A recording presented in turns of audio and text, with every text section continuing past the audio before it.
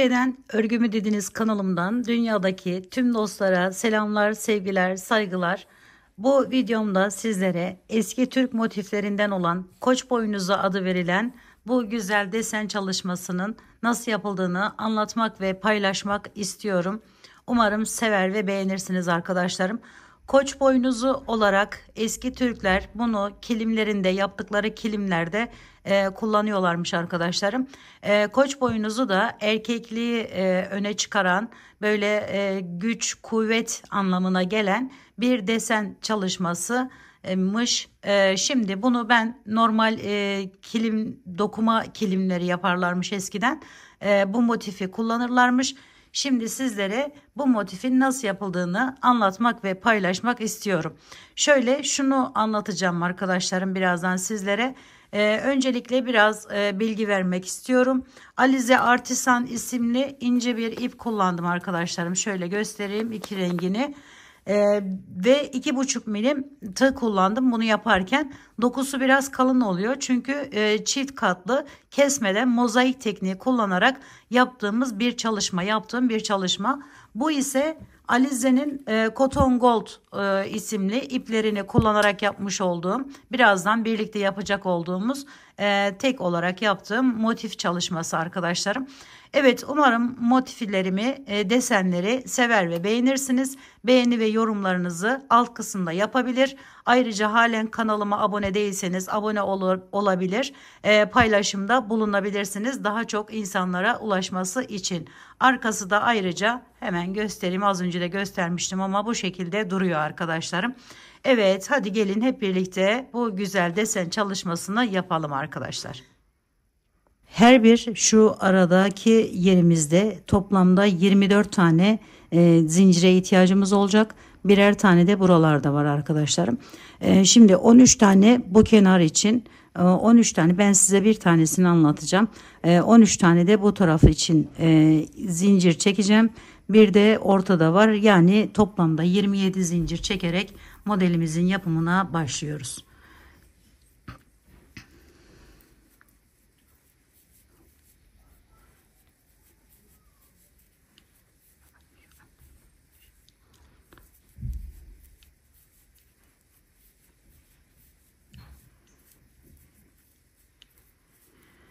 Evet, 27 zinciri çektikten sonra bunda ip kesmeden devam edeceğiz arkadaşlarım. Hemen ilkinin içerisinden şu şekilde giriş yapıyorum ve hepsini sık iğne ile geçiyorum.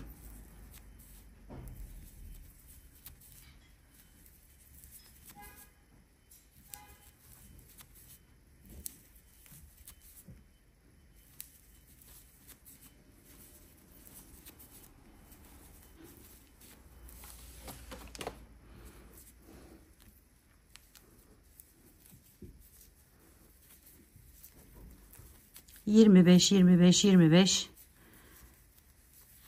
zincir çekerseniz başlarken güzel olur.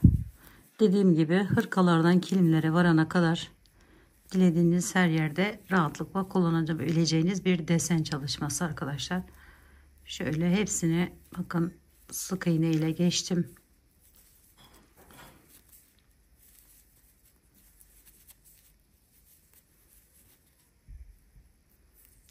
Mozaik tekniğini kullanıyoruz.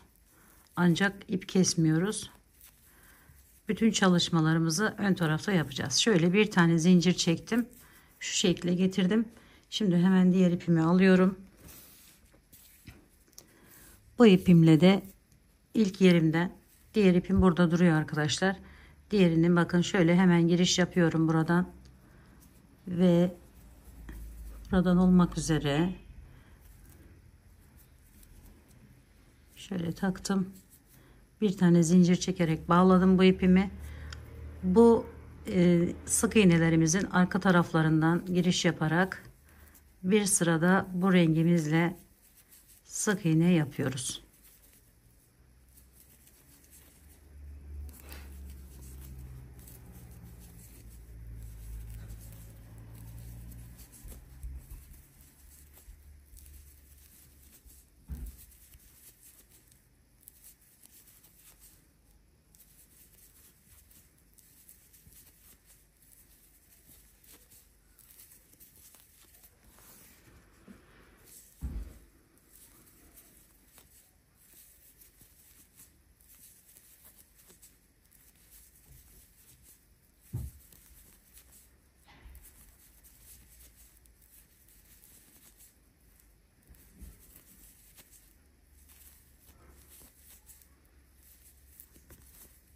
Sona geldiğimde bir iki zincir çektim, bırakıyorum bu ipimi ve hemen diğer ipimi alıyorum. Şöyle çevirdim.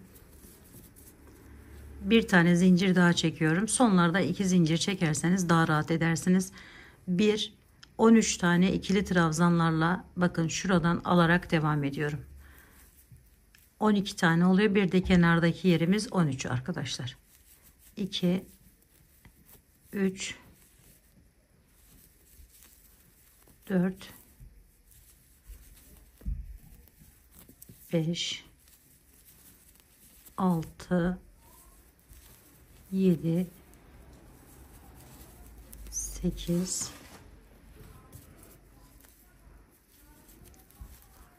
9 10 11 12 ve 13. Şimdi 13 tane yaptıktan sonra bir tane sık iğne yapıyorum. Sık iğnemi bakın şu şekilde tutuyorum.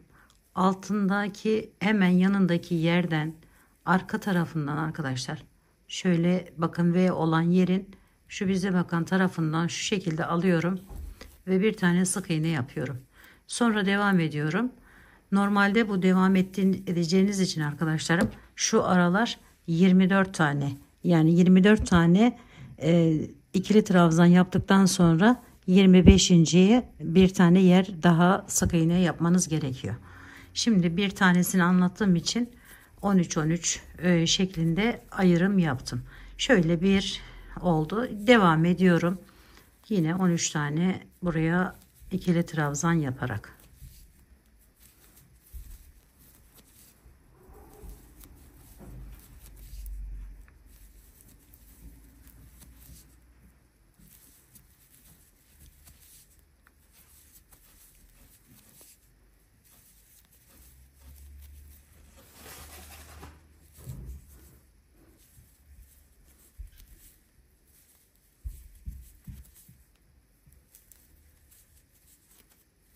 Sonuncuyu da yine getiriyorum. Şuradan alıyorum ve buraya 13. ikili trabzanımı yapıyorum. Evet, şu şekle geldi. Hemen diğer ipimi alıyorum. 2 tane zincirim vardı zaten. Bakın şu sık ikili trabzanlarımızın üzerinde şu şöyle olan yerlerden şu şekilde giriş yaparak bir tane bıraktığımız yere kadar sık iğne ile devam ediyoruz.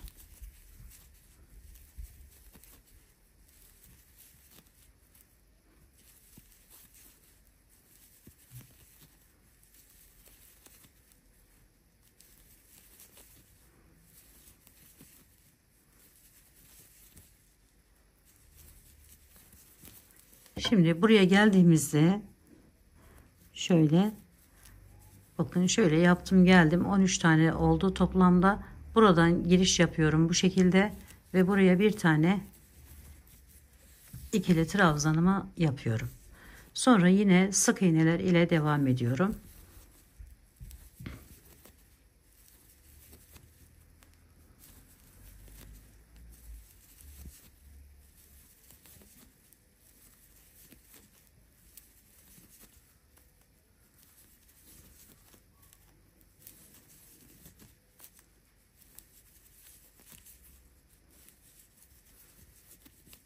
Son yere geldim, yine buraya da sık iğnemi yaptım, 2 zincirimi çektim ve hemen diğer ipime geçiyorum.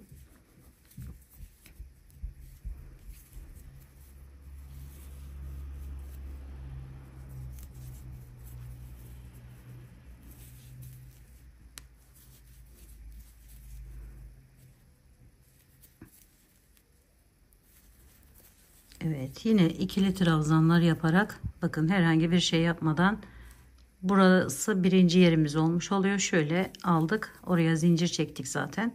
Buradan devam ediyorum ikili trabzanlar ile.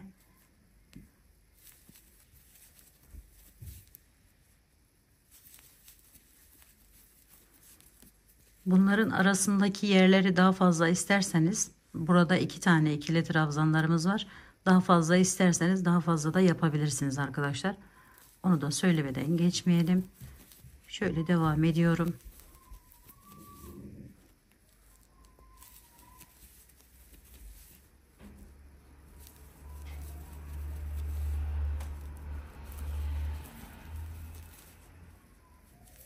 buraya bir kalana kadar bu ipimle ikili trabzanlar yapıyorum.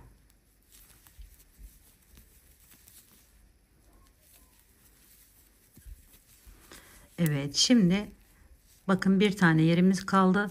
Buraya arkasını şu şekilde yaparak arkadan alarak 3 tane sık iğne yapıyorum.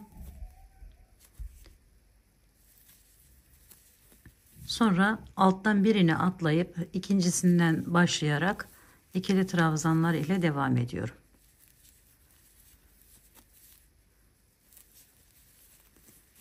Burayı şu şekilde de alabilirsiniz. Yani şöyle de yapabilirsiniz. Böyle de yapabilirsiniz arkadaşlarım. Onda da herhangi bir şey yok. Hangisi rahatınıza giderse o şekilde devam edin.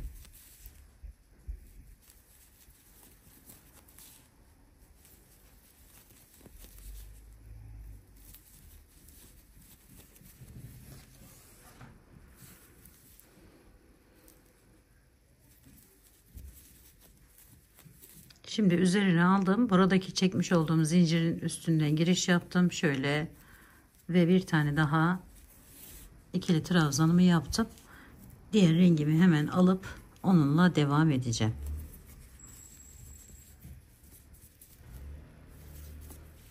Yine sık iğneler ile devam edeceğim.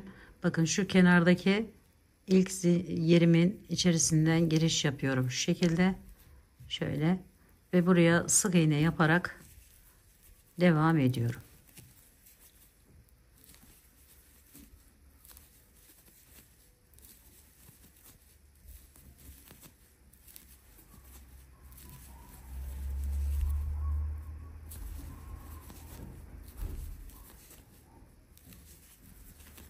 Şimdi buraya 3 tane ikili trabzan yapıyorum. Boş bıraktığım yere.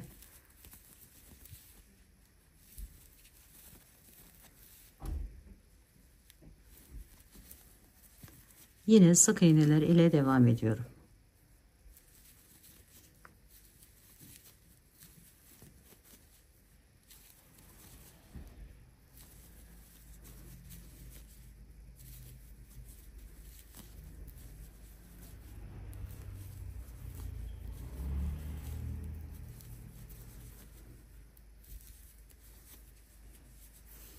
İki zincirimi çektim. Bunu bırakıyorum. Diğer rengimi alıyorum.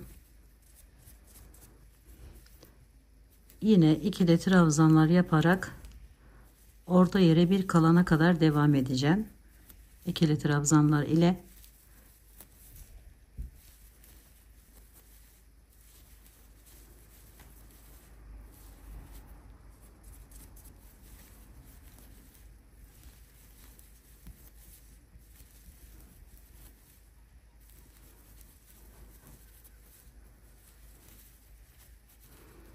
Evet, şimdi 3 tane vardı zaten. Birer tane de kenarlarından alarak 5'e çıkartacağım sık iğne sayımı bu rengimle. 1 2 3 4 5 5 tane sık iğne ile geldim.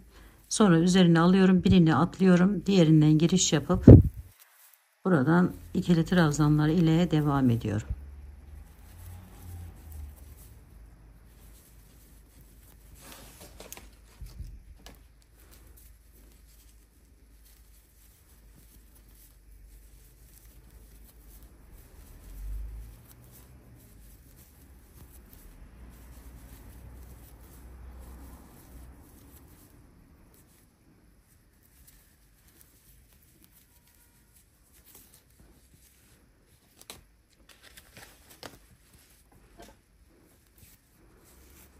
Hemen diğer rengimi alıyorum. Yine sık iğneler ile gidip oradaki boş bıraktığımız yere 5 tane ikili trabzan yapıyoruz arkadaşlar. Şöyle sık iğnelerimi yaparak devam ediyorum.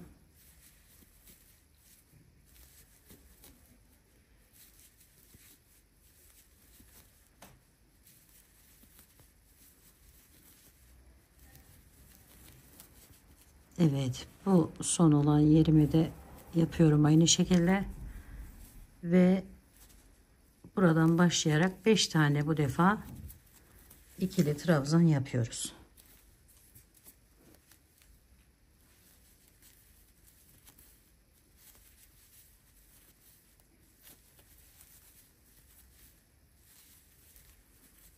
Sonra yine sık iğneler ile bitiriyorum.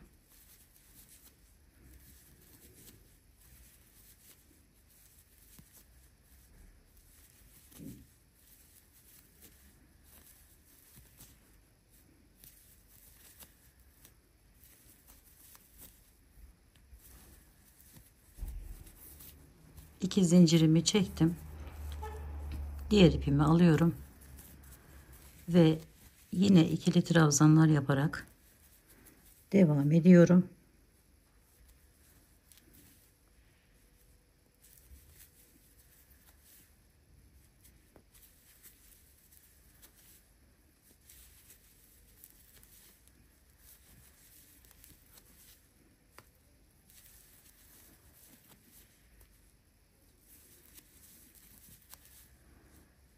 Bir kalana kadar ikili trabzan yapıyorum.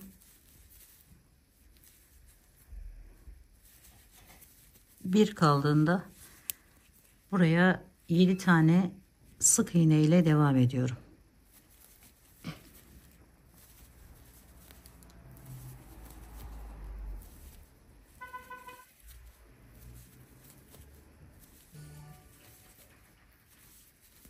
Evet, 7 tane sık iğneden sonra ikili trabzanlar ile alttan bir tane atlayarak bitiriyorum bu rengimi.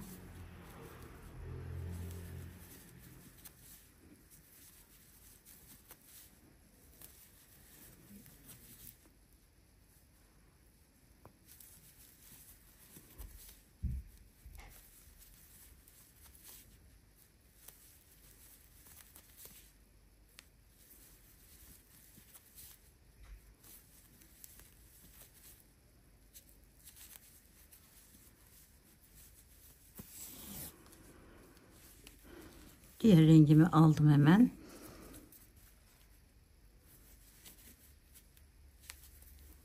Yine sık iğneler ile geliyorum.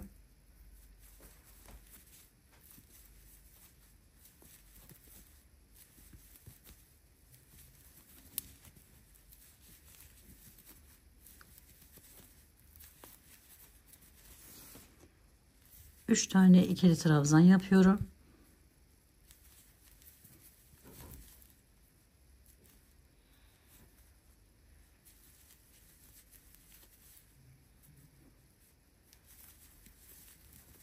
Bir tane sık iğne yapıyorum araya. Şurayı yapıyorum arkadaşlarım şu anda. Sonra tekrar 3 tane ikili trabzan ile devam edip sık iğneler ile bitiriyorum. Şöyle. Şimdi sık iğne yaparak bitirelim.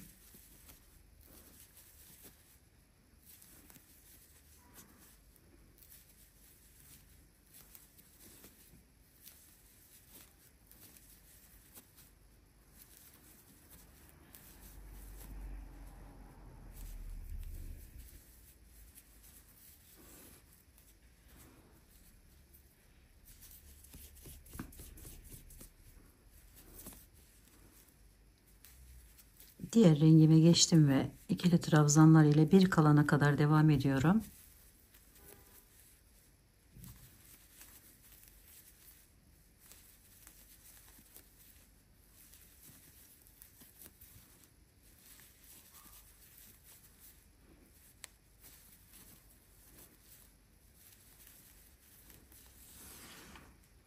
Sonra buradan başlıyorum.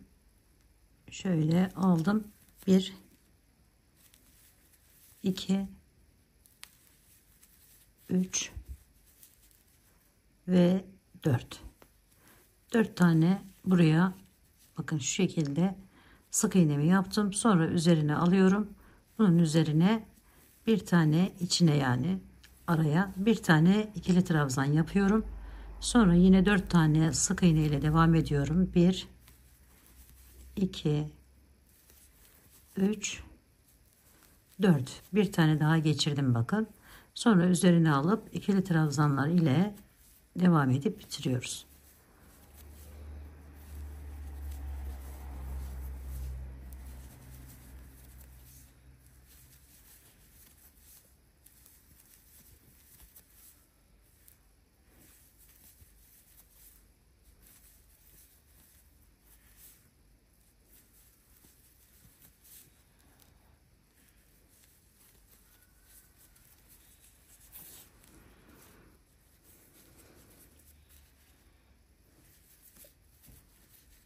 Diğer rengime geçip hemen kenardan başlayarak sık iğneler ile geliyorum.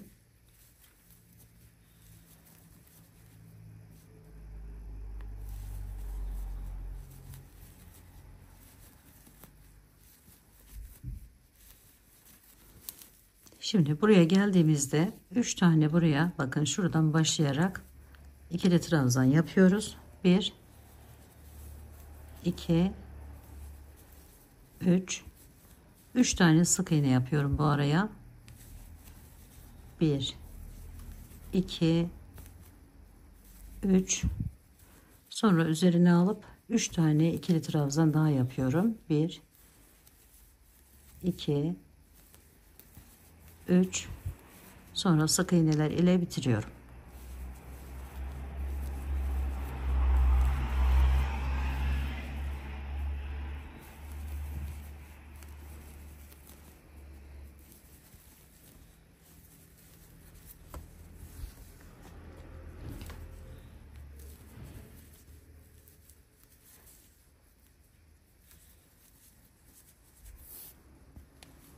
Evet, hemen diğer rengimi alıyorum.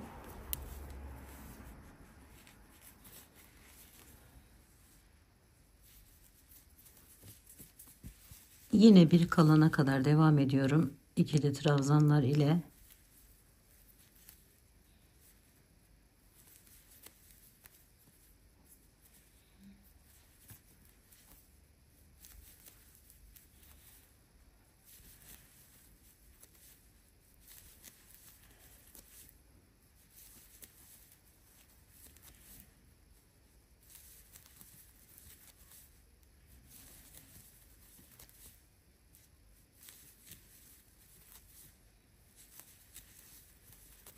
Yine buraya bakın bir tane kaldı. Yine hemen şöyle 4 tane sık iğnemi yapıyorum. 2 3 4 sonra 3 tane bu boşluğa ikili trabzanımı yapıyorum.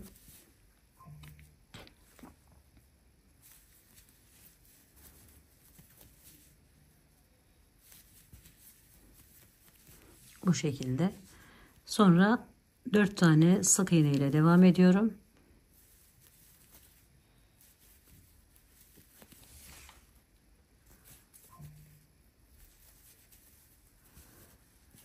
Sonra ikili trabzanlar ile bitiriyorum.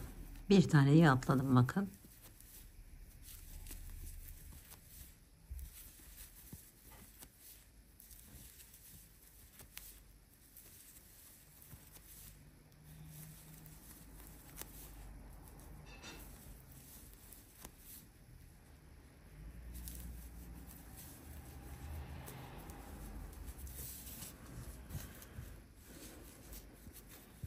Diğer rengime geçtim hemen.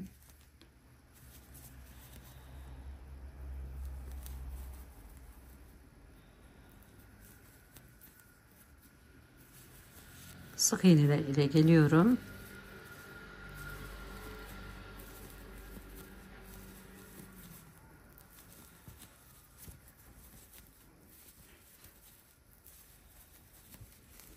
Şimdi 3 tane ikili trabzanımı yapıyorum.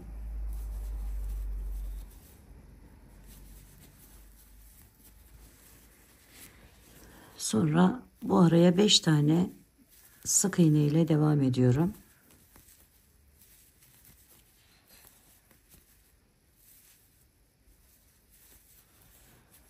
Sonra tekrar 3 tane ikili trabzan yaparak devam ediyorum.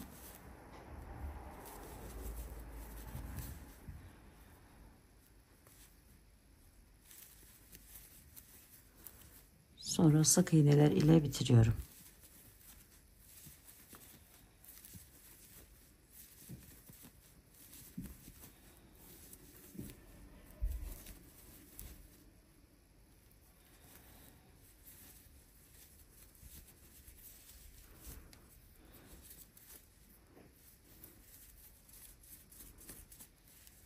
Yine ikili trabzanlar yaparak bu rengimle devam ediyorum.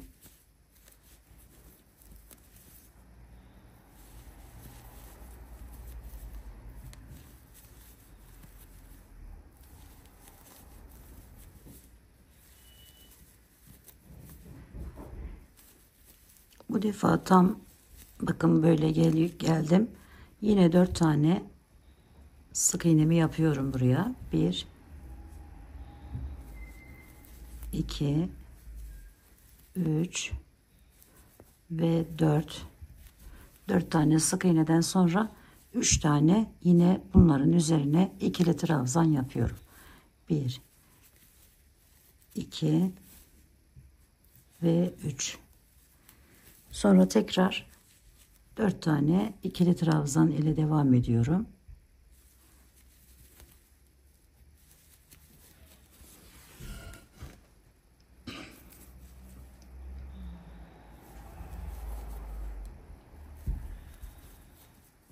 Sonra ikili trabzanlar ile bitiriyorum.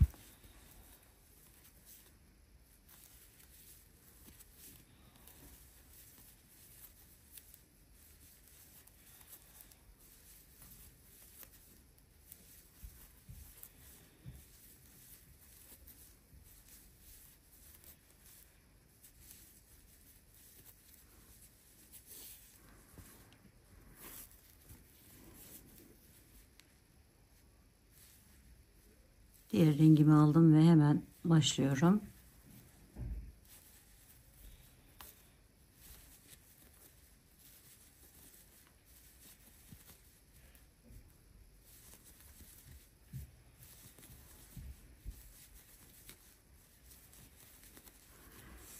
Evet, bu şekilde geldim bakın.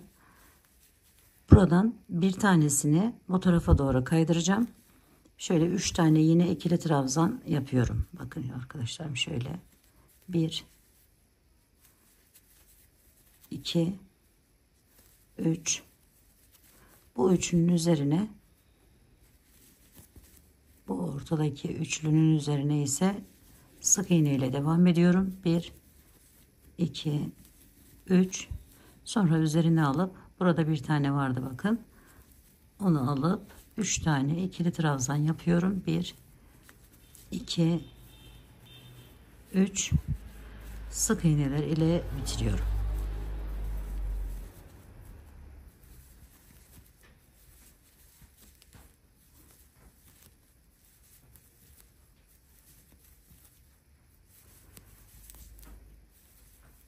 Yine ikili trabzanlar yaparak geliyorum.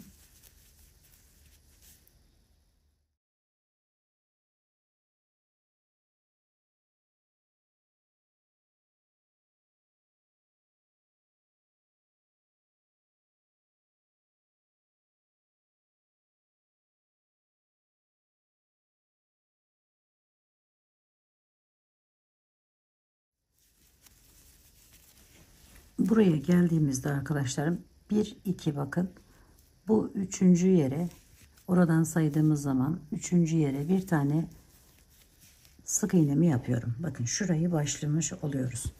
Şimdi bu araya yine 2 tane hemen alta iniyorum. Birini atladım bakın. Şöyle 1 2 ikili trabzanımı yaptım. Sonra 4 tane sık iğne ile devam ediyorum. 2 3 4. Sonra bakın burası tam ortasına bir tane daha ikili trabzan yapıyorum. Şu yeri tamamlamış oluyorum. Şimdi 4 tane sık iğne ile tekrar devam ediyorum. 1 2 3 4. Sonra üzerine alıyorum ve buraya 2 tane, biri buraya, 1 2 ikili trabzan yaptım. Bir tane de diğer kol kısmı için, yani şurası için yeri bıraktım sık iğne ile. Sonra sık ikili trabzanlar ile bitiriyorum.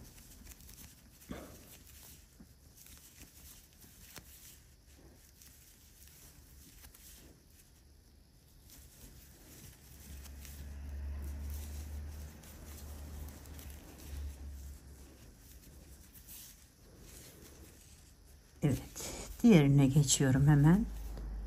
Boş bıraktığım yerlere birer tane ikili trabzan yapacağım. Buraları sık iğne ile geçiyorum.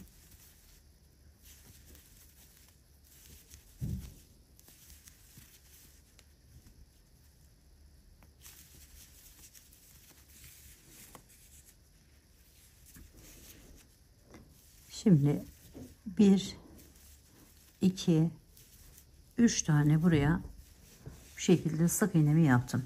Sonra 3 tane de ikili trabzanımı yapıyorum.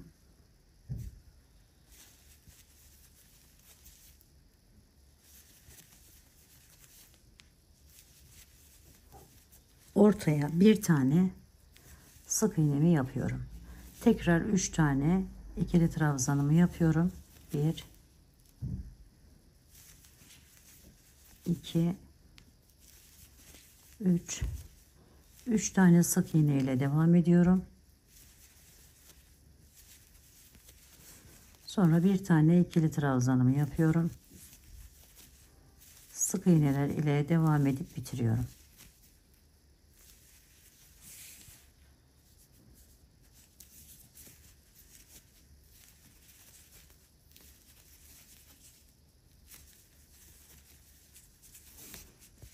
Evet, görüntümüz bu şekilde geldi. Şimdi diğer rengimize geçelim. Diğer rengime geçtim. İkili trabzanlar yaparak yine geliyorum.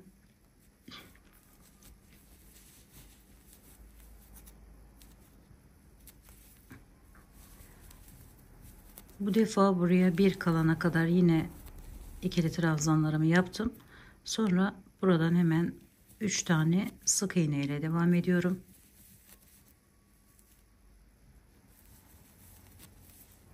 Sonra bu araya arkadaşlarım 2 tane ikili trabzan yapıyorum.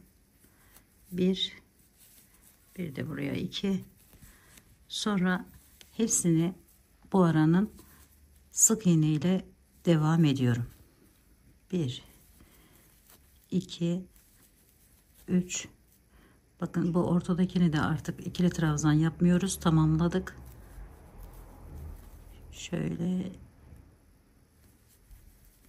4 5 6 ve 7. Evet, şöyle göstereyim ön taraftan da. Sonra 2 tane ikili trabzan yapıyorum yine buraya. 1 2 ve 3 tane sık iğne yapıyorum. 1 2 3. Sonra ikili trabzanlar ile bitiriyorum. Bir tanesini aşağıdan atlıyorum arkadaşlar.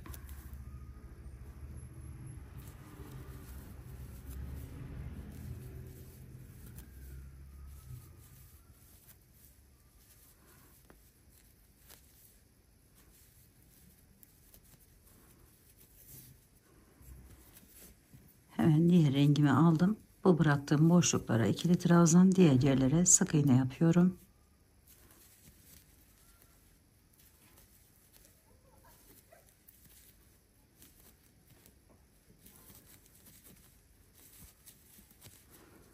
Geldim buraya, bakın. Hemen ön tarafını şöyle alarak ikili trabzanlarımızı yapıyoruz. 3 tane. 3 tane ikili trabzandan sonra hemen bakın şu ikili trabzanın üzerinden başlayarak 1 2 3 tane sık iğnemi yaptım. Sonra üzerine alıyorum. Buraya 5 tane ikili trabzan ile devam ediyorum. 1 2 3 4 ve 5. Sonra yine 3 tane sık iğne yapıyorum.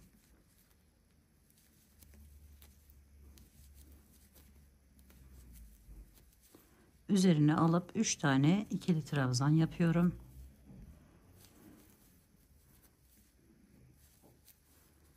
Ve sık iğneler ile bitiriyorum.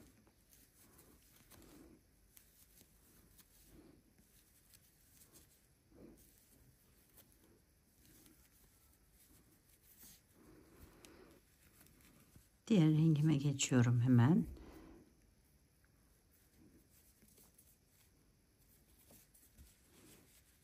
Yine buraya bir kalana kadar ikili trabzanlar ile devam ediyorum.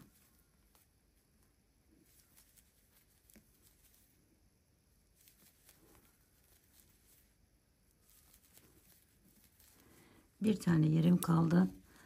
Buraya 5 tane sık iğne ile devam ediyorum. 1 2 3 4 ve 5. Sonra 2 tane ikili trabzan yapıyorum. Ve bu aradaki 5 tane yerin üzerine sık iğne ile geçiyorum.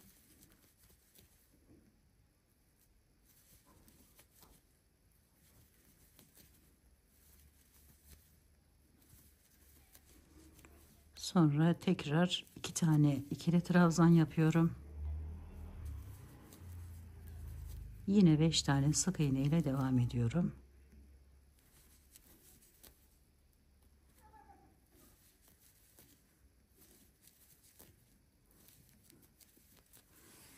İkili trabzanlar ile bitiriyorum.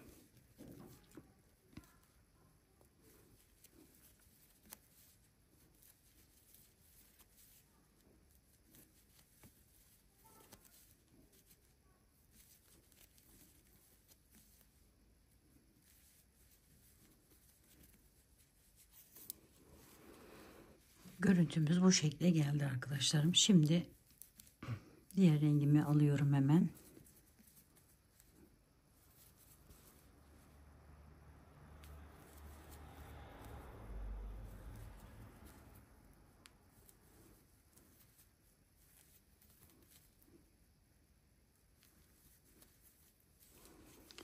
Buraya 2 tane ikili trabzan yapıyorum.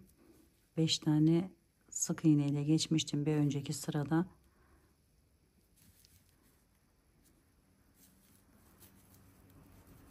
Bir de hemen yanına 2. Sonra bir tane sık iğne ortaya, 2 tane ikili trabzan yapıyorum. Şu anda şuranın ayrımını yapıyoruz arkadaşlar. Evet, şimdi yine 1 2 3 tane sık iğne ile geldim. Üzerine alıp ortaya 3 tane ikili trabzan yapıyorum. 1 2 3. Sonra tekrar 3 tane sık iğne ile devam ediyorum. Sonra 2 tane ikili trabzan yapıyorum. 1 2 1 sık iğne, tekrar 2 tane ikili trabzan,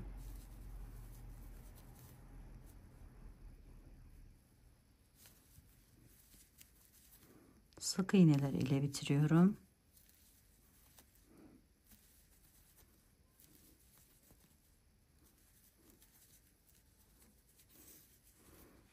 Evet, görüntümüz böyle oldu. Şimdi diğer ipimi aldım.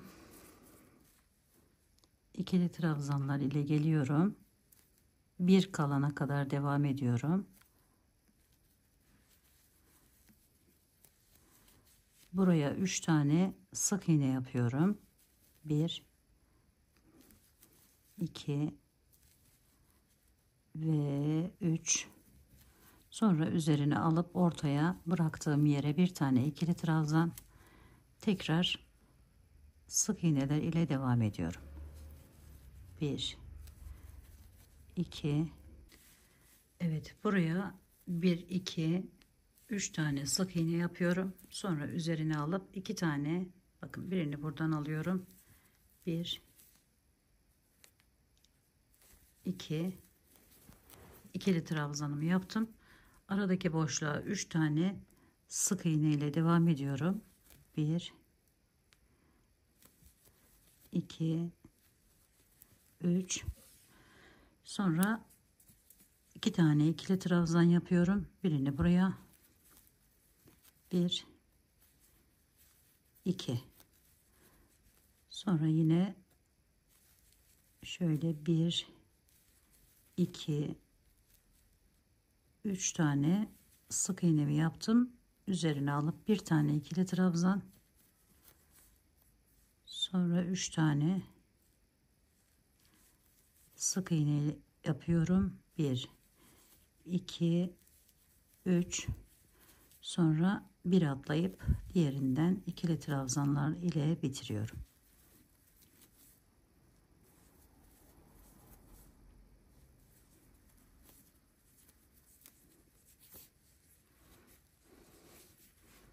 Evet, şöyle bir görüntü elde ettim.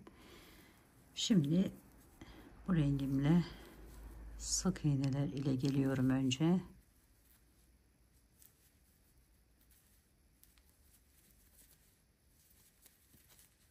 Sonra üzerine alıp buraya 2 tane, bir,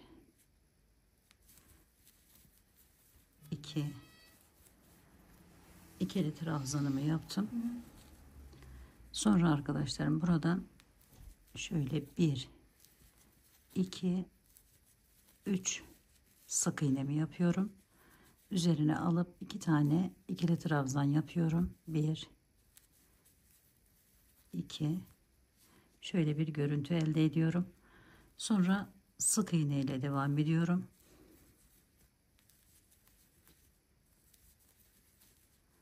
Buranın üzerine geldiğimde bakın 2 tane sık iğnemi yaptım. Sonra üzerine alıp 3 tane şu orta yeri yapıyorum arkadaşlar.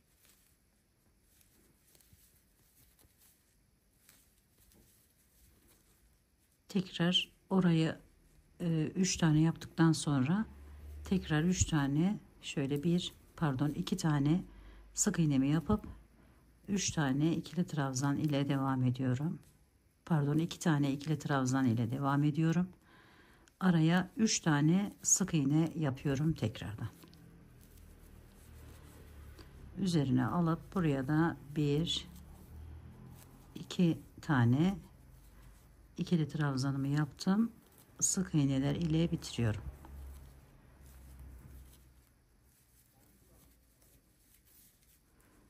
Evet.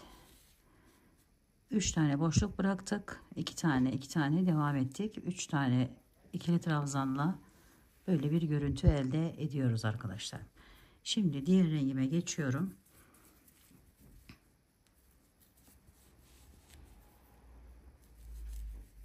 Yine bir kalan yere kadar bir tane kalacak kadar ikili trabzan yapıyorum. Sonra buradan başlıyorum.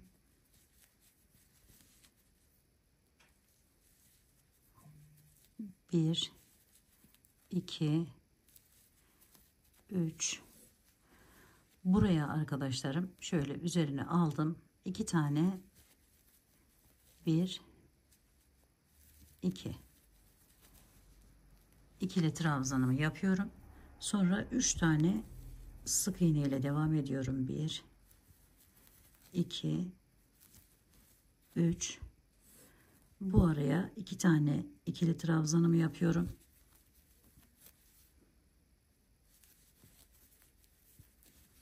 Şu şekilde.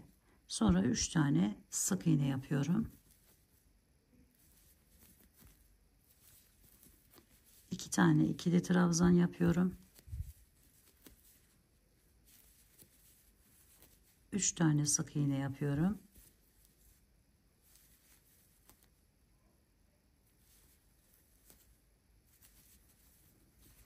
Evet, tıpkı buradaki gibi 2 tane ikili trabzan yapıyorum buraya. 2 tane tekrardan 3 tane sık iğne yapıyorum. 2, 3. Sonra üzerine alıp kenardaki ikili trabzanlarımı yaparak diğer rengime geçiyorum. Evet, görüntümüz bu şekle geliyor. Şimdi bunu aldım yine.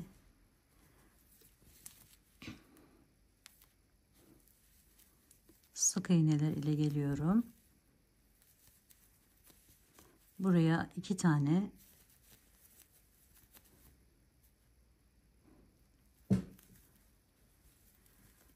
ikili trabzanımı yaptım. Daha sonra aradaki bu yere şöyle 1, 2, 3 tane sık iğne yaptım. Buraya 3 tane ikili trabzan yapıyorum arkadaşlar. 1, Şöyle 2 ve 3. Aradaki bu iki yerin üzerine yine 2 tane sık iğne, buraya da 3 tane ikili trabzan yaparak devam ediyorum. 1 2 3, sonra tekrar 2 tane 1 2 sık iğnemi yaptım.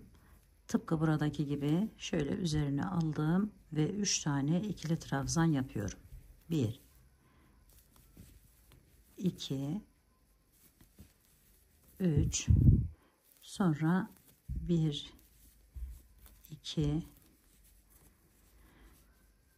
3 tane sık iğne yaptım, üzerine alıyorum, 2 tane ikili trabzan yapıyorum.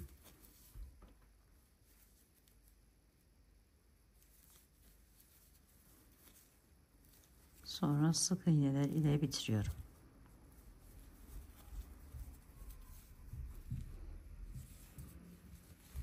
Şimdi görüntümüz bu şekle geldi. Burada şöyle aldım hemen.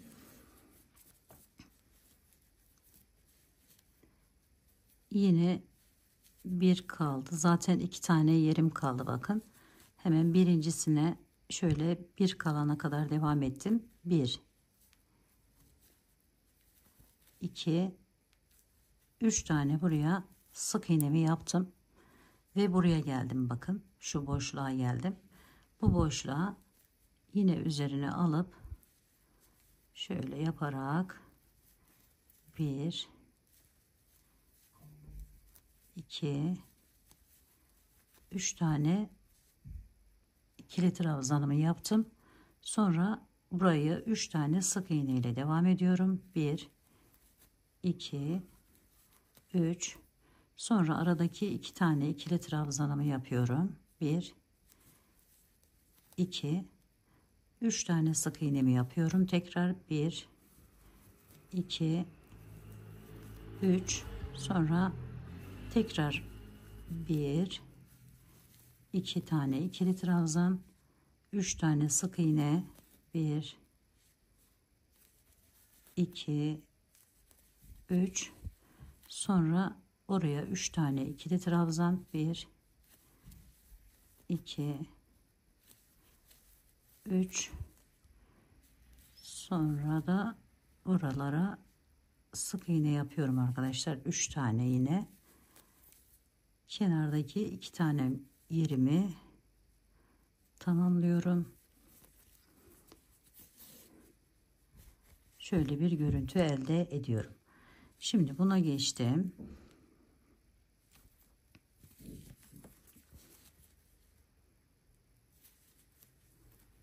Sık iğne ile geldim. Bir buraya, bir de yanına, hemen şimdi buradan 1 2 tane ikili trabzanımı yaptım. Sonra bakın şöyle arkalarından alarak buraya kadar devam ediyorum. Sık iğne ile burada yapmış olduğumuz 3'ün tam ortasına bir tane ikili trabzan yapıyorum. Bu şekilde. Sonra yine sık iğneler ile devam ediyorum. Ortaya geldim bakın. Bu ortada düz giden 3 tanenin üzerine 3 tane yine ikili trabzan yapıyorum.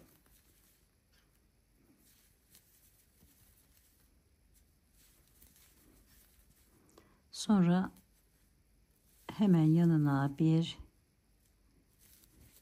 2 3 tane sık iğne yaptım. Üzerine alıyorum. Bir tane de buraya ikili trabzan yapıyorum. Diğer yere kadar sık iğneler ile devam ediyorum. Şöyle bir tane geçtim bakın burayı. Şunu da yapıyorum.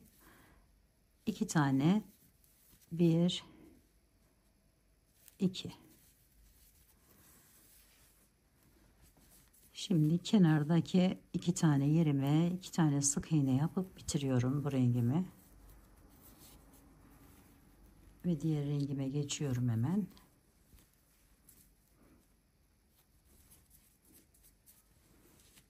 Şimdi bu birinci yerim, ikinci yerimden de giriş yaptım. Bu dönüş yerimiz artık. Buraya şöyle 3 tane sık iğne ile devam ediyorum. 1, 2 ve 3.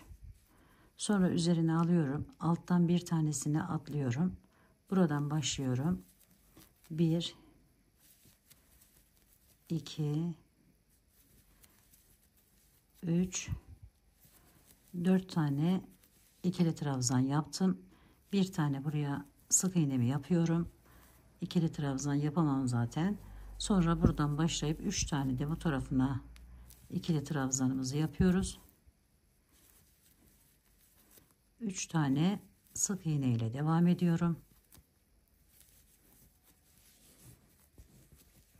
Sonra üzerine aldım.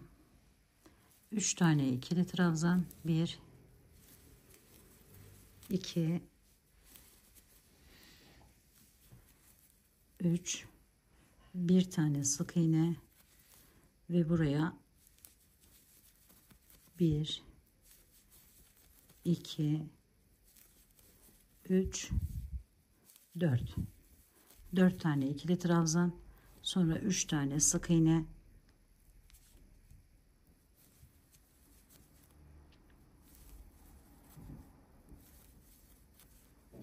Sonra hemen yanına bir tane, bir de kenardaki yerime ikili trabzanları yapıp bu rengimi tamamlamış oluyorum arkadaşlar.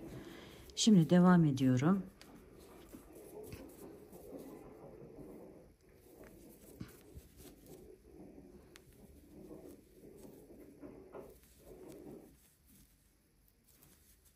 Buraya geldim. Bakın 2 tane ilk sık iğnemi yaptım. Bu tarafa doğru 1, 2 tane ikili trabzanımı yaptım. Sık iğneler ile devam ediyorum.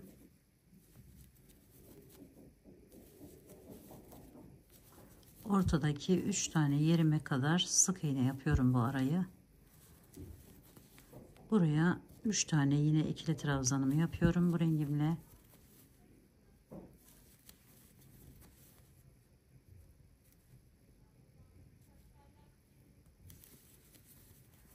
Sonra yine sık iğneler ile devam ediyorum.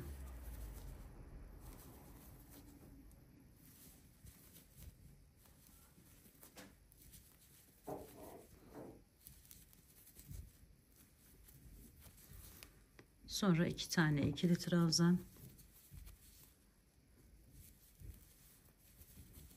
ve kenardaki yerlerime de sık iğne ile yapıp diğer rengime geçiyorum. İkili trabzanlar yaparak geliyorum.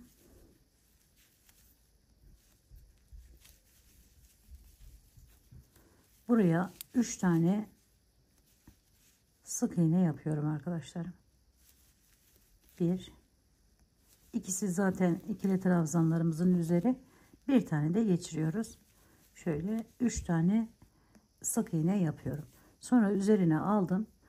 Buradan bir tanesini bakın şöyle atladım.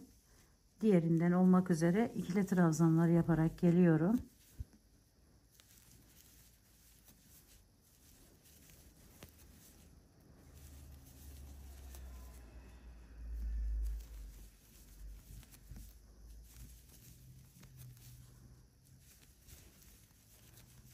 Şöyle göstereyim. Sonra 3 tane sık iğne yapıyorum.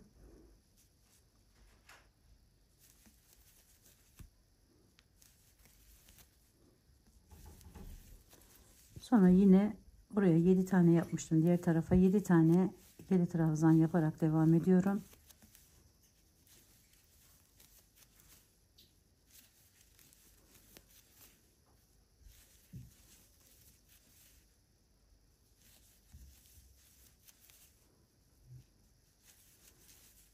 Yine bu 3 kalan yere 3 tane sık iğne yapıyorum. 1, 2,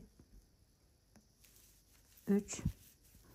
Sonra diğerlerini ikili trabzan ile bitiriyorum.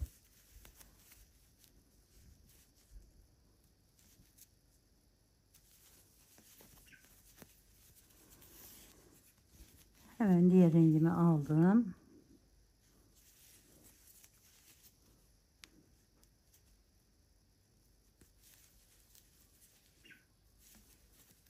Sık iğne yapıyorum.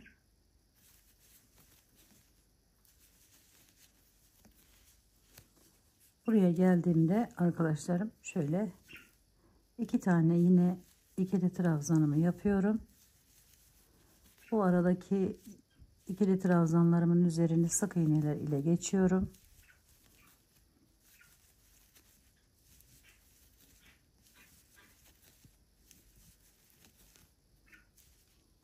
Ortadaki 3 tane yerime yine 3 tane ikili trabzan yapıyorum.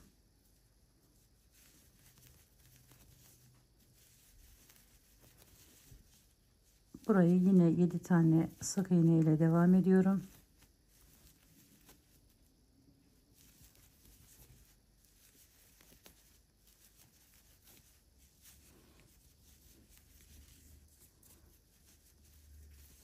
Sonra üzerine alıp 2 tane ikili trabzan,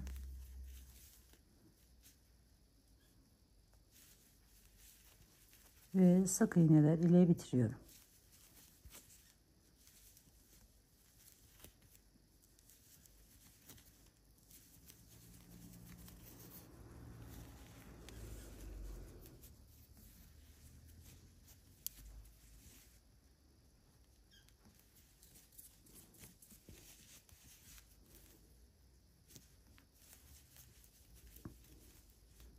İkili trabzanlar ile geliyorum.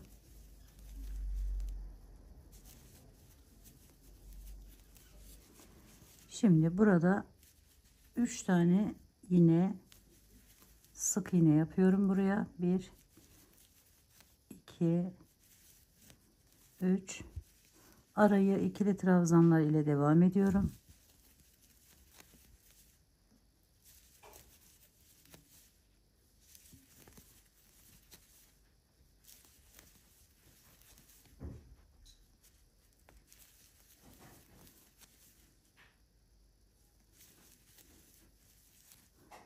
Üç tane sık iğnemi yapıyorum yine.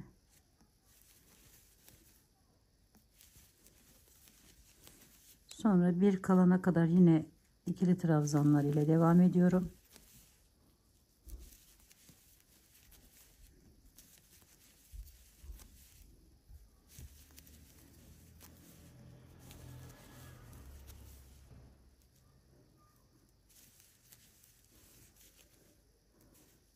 Sonra 3 tane sık iğne yapıyorum. 1 2 3 ve yine oraya 3 tane, yani ikili trabzanlar ile bitiriyorum.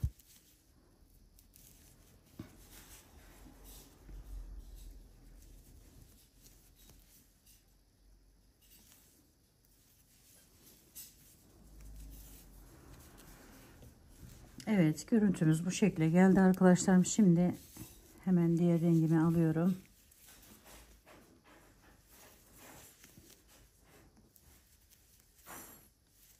Sık iğneler yaparak geldim. Bakın bir tanesini daha atladım. Buradan 2 tane ikili trabzan yapıyorum. Arayı sık iğne ile geçiyorum. Diğer tarafa kadar, yani şu ortaya gelene kadar sık iğne yapıyorum. Şöyle 3 tane buraya tekrardan ikili trabzanımı yapıyorum.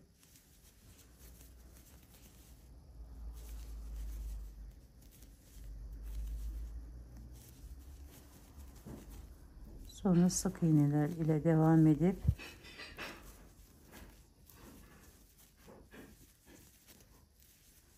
şimdi sık iğneler ile geldim. Sonra 2 tane buraya ikili trabzan yapıyorum. 1 2 sık iğneler ile bitiriyorum.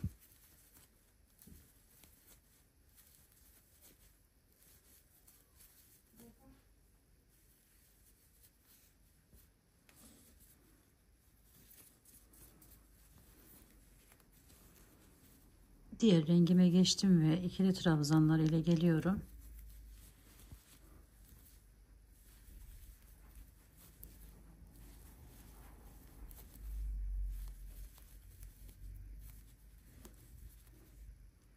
Sonra yine 3 tane buraya sık iğnemi yapıyorum.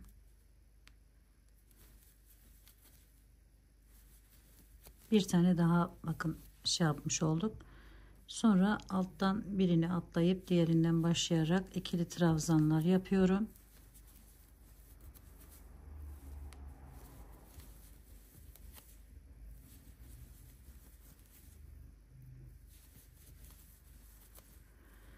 Sonra 3 tane sık iğne,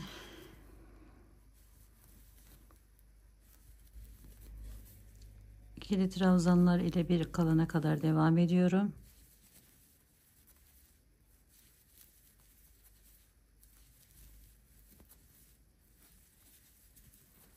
Üç tane sık iğne yapıyorum.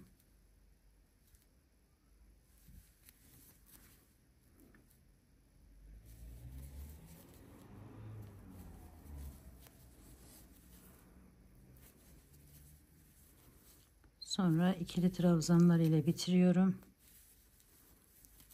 Bir önceki sırayı tekrar etmiş oluyoruz aslında burada. Sonra diğerine geçip yine aynı şekilde devam ediyoruz arkadaşlar. Sık iğneler ile geliyoruz.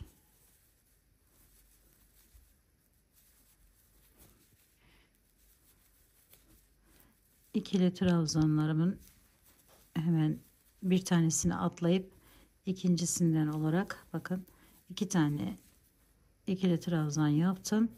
Sonra aradaki yerleri sık iğne ile geçiyorum. Sonra üçlü olan yerime 3 tane ikili trabzan yapıyorum. 1 2 3.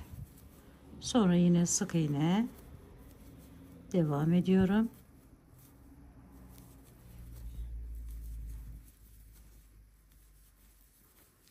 Sonra 2 tane ikili trabzan yapıyorum. Sık iğneler ile bitiriyorum.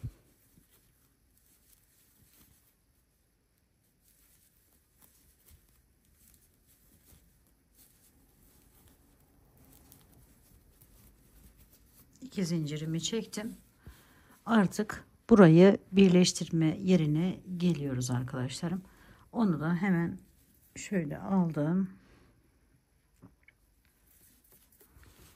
Önce kenardaki normal ikili trabzanlarımı yaparak geliyorum.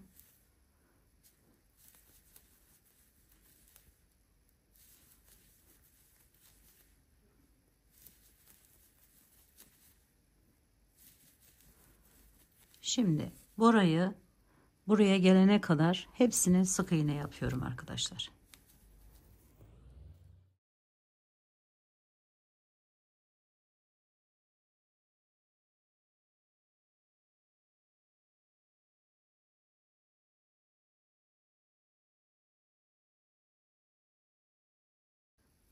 Bu şekilde sık iğnelerle yaptıktan sonra yine ikili trabzanlar ile bitiriyorum.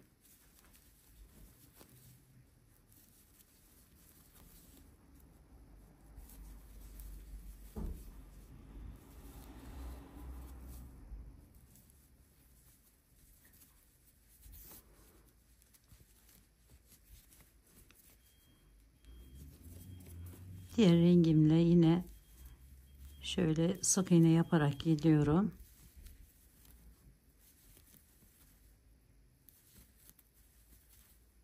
Bir tane geçtim arkadaşlar, bakın şu şeyi verebilmek için. Bir taneden sonra hemen bunun üzerinden başlayıp buraya kadar ikili trabzan ile devam ediyorum.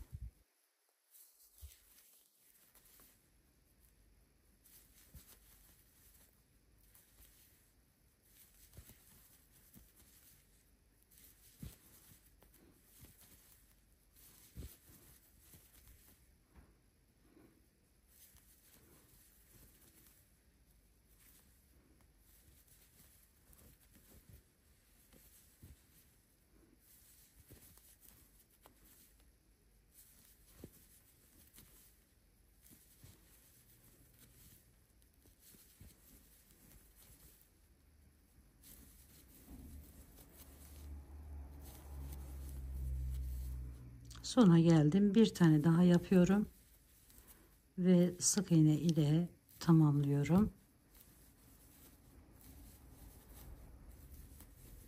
Bu rengimizi burada bitirmiş oluyoruz arkadaşlarım. Ama bir hırka yapacaksanız aynı şekilde böyle yapabilirsiniz. Yani alttan bunu da götürebilirsiniz aynı zamanda. Sonra diğer rengime geçiyorum ve son sırayı da aynı normal ikili trabzan yapacağım yere ikili trabzan, diğer yerleri de sık iğne ile bitiriyorum. Şöyle bakın, aldım.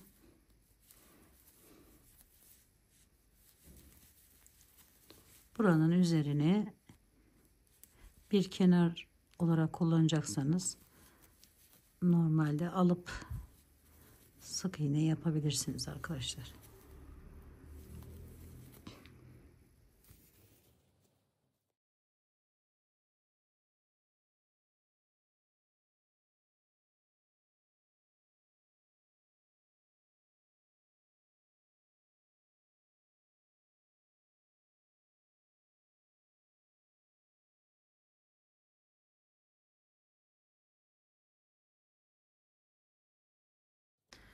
Evet, böylelikle koç boynuzu motifimizi tamamlamış bulunuyoruz arkadaşlarım. Umarım sevmiş ve beğenmişsinizdir. Bakın, şu da eski kültürümüzü yaşatmak için böyle bir çalışma yapmak istedim. Evet, yapacak olan arkadaşlarıma şimdiden kolaylıklar diliyorum. Örgümü dediniz kanalıma abone olmayı, beğenmeyi, yorum yapmayı, paylaşımda bulunmayı unutmazsanız çok mutlu olurum arkadaşlarım. Bir dahaki en farklı, en değişik örgü model, teknik tasarımlarında görüşmek üzere. Hoşça kalın, sağlıkla kalın, Allah'a emanet olun.